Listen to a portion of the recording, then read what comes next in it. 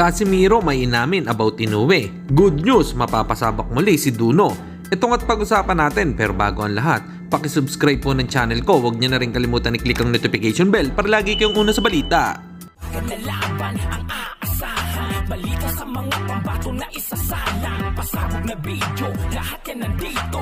Nino Cruz TV ang iyong paborito. Pag-usapan nga po natin mga kabaksing, good news po dahil may laban ang ating kababayan na si Romero Duno ngayong August 31 kontra American boxer Cain Sandoval. At walang talo po ito at knockout artist din. 10-rounder bout po sa super lightweight division at gaganapin ito sa Amerika.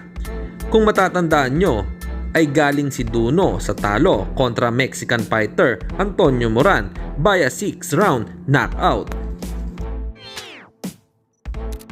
Samantalang matapos nga pong manalo ni Gervonta Tank Davis kay Frank Martin, ay umakyat sa number 3 si Davis sa ranking ng pound for pound sa BoxRec. Nangunguna nga dyan ay si Terence Crawford, sinundan ni Japanese monster Naoya Inoue, pang-4 si Dimitri Bivol, pang-5 si Canelo Alvarez, pang-6 si Artur Beterbiev, pang-7 si Junto Nakatani, pang-8 naman si David Benavides, pang-9 naman si Shakur Stevenson at pang-10 si Jaron Ennis. Kapag sa The Ring Magazine naman ay nasa pang-8 spot si Tank Davis. Kapag nag-update ang The Ring Magazine ay posibleng umakyat pa ito ng ranking.